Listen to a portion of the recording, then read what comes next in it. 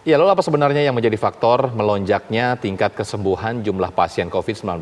Apa saja yang dibutuhkan bagi pasien COVID untuk mempercepat kesembuhannya? Nah, kita akan bahas bersama Ketua Umum Ikatan Dokter Indonesia, Daeng M. Fakih, dan juga pasien yang sembuh dari COVID-19, Mbak Rania Salsabila. Kita sapa terlebih dahulu Dr.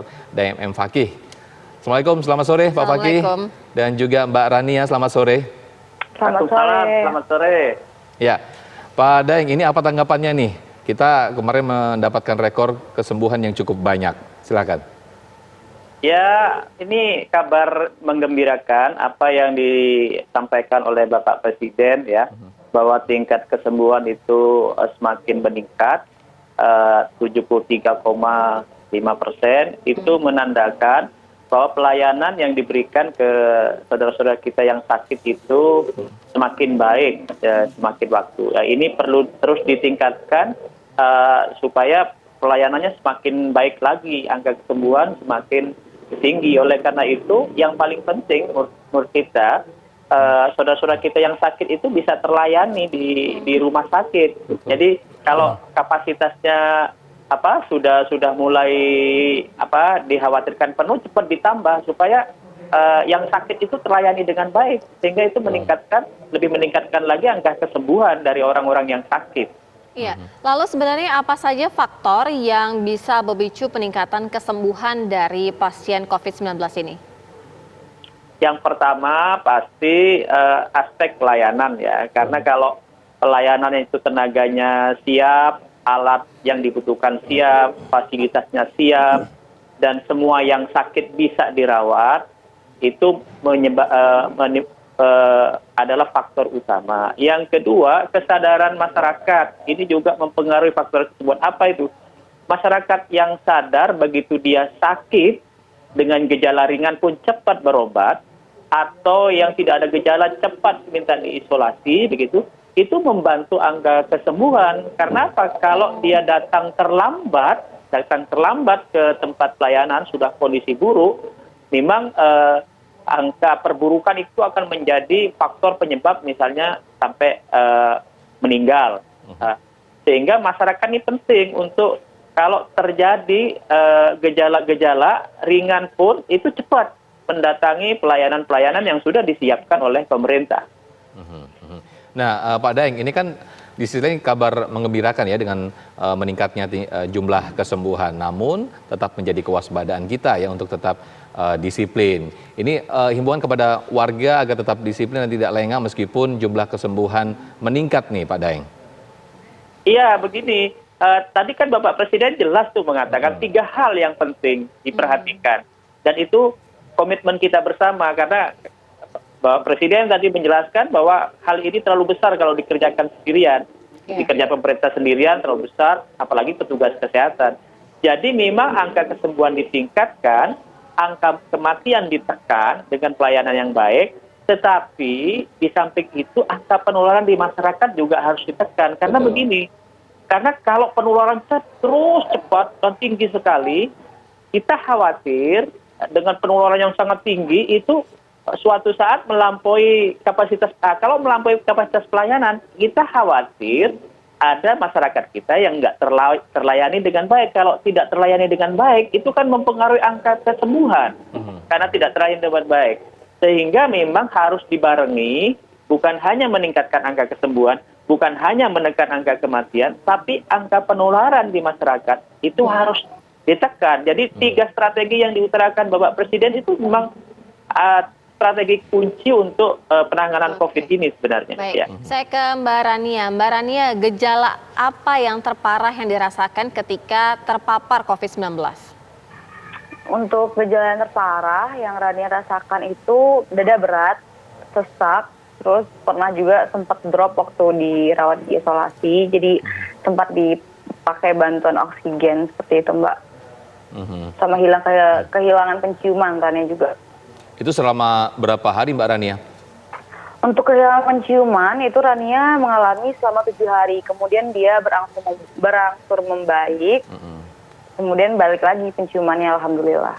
Oke, proses yang dilakukan gitu. itu apa ketika sakit, kemudian apa yang dikonsumsi? ketika sakit yang dikonsumsi itu yang pertama karena waktu itu langsung ketika dinyatakan positif kan langsung dirawat di rumah sakit. Nah jadi dikonsumsi pertama obat-obatan dan vitamin yang diberikan oleh dokter, ya kan. Kemudian saran-saran dari mantan pasien COVID yang sudah sembuh yang bertujuan untuk meningkatkan imunitas tubuh, Rania coba semua sama mama, seperti minum air kelapa muda, terus juga menjaga pola makan 4 sehat 5 sempurna. Alhamdulillah fasilitas yang diberikan rumah sakit itu sangat memadai. Jadi di sana juga difasilitasi cairan cuci hidung, obat kumur, kemudian ada obat herbal juga nih Mbak. Gitu. Jadi dicoba semuanya. Ya, Mbak Rania, selain obat-obatan dan juga vitamin untuk meningkatkan imun ini juga bagaimana caranya agar tidak stres ya, karena kalau udah stres imun jadi turun. Nah, cerita dong Mbak Rania nih, bisa berbagi ke mungkin teman-teman atau saudara-saudara kita yang masih terkena COVID, bisa memotivasi nih. Oke.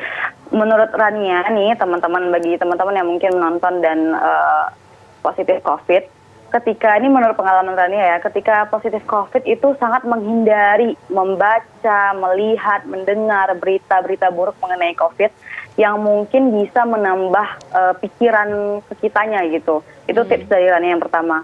Kalau misalkan ada HP, jangan dilihat dulu berita-berita yang mungkin bisa mengganggu konsentrasi. Pokoknya fokus aja ke kesehatan, fokus ke perbaikan imunitas tubuh. Kemudian tips yang kedua adalah yaitu tadi kalau bisa olahraga bagi yang bergejala ringan, bisa olahraga. Kan Rania kan termasuk yang gejalanya ringan sampai sedang. Jadi olahraga, berjemur sangat penting juga. Mungkin itu tips sih. Yang pertama itu ya jangan sampai stres. Pokoknya jangan sampai stres aja. Iya. Pak Daeng, sebenarnya untuk orang-orang yang dikategorikan OTG ini, seperti apa tingkat kesembuhannya secara cepat? Begini, kalau saya dengar tadi Mbak Rani itu sudah ada gejala ya, jadi bukan OTG, dan saya mendengar sudah pernah dapat bantuan nafas kalau nggak keliru. Jadi sangat bersyukur Mbak Rani, alhamdulillah bisa sembuh, dan mohon apa yang dialami Mbak Rani untuk membantu masyarakat yang ini diceritakan lah. Untuk OTG sebenarnya karena mereka ini tidak mengeluarkan gejala, memang kebanyakan OTG ini akan sembuh, ya. Asal betul-betul dijaga OTG ini supaya kondisinya tidak drop, ya, karena OTG ini staminanya dan daya tahan tubuhnya bagus, sehingga dia meskipun terinfeksi tidak menjadi sakit, artinya tidak mengeluarkan gejala sakit.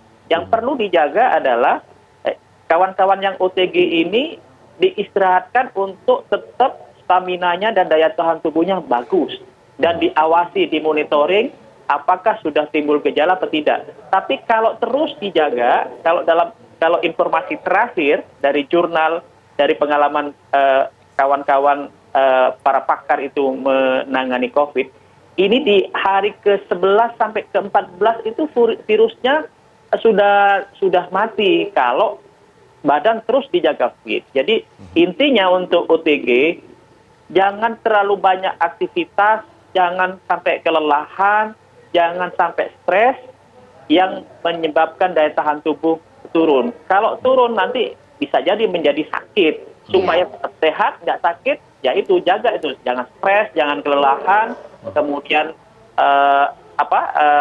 cukup istirahat dan daya tahan tubuh terus dijaga. Iya Pak Daeng, kalau tadi Anda bercerita bahwa OTG dan juga bergejala ringan besar kemungkinan bisa sembuh. Lalu bagaimana dengan pasien-pasien yang hingga sampai menggunakan nafas bantuan ventilator? Pasti ini juga motivasi apabila ini juga ada harapan sembuh begitu Pak Daeng. Mungkin Pak Daeng bisa bercerita nanti, tapi dijeda dulu ya Pak Daeng ya, dan juga Mbak Rania, kita akan jeda terlebih dahulu, kita akan lanjutkan dialog usai jeda sesaat lagi.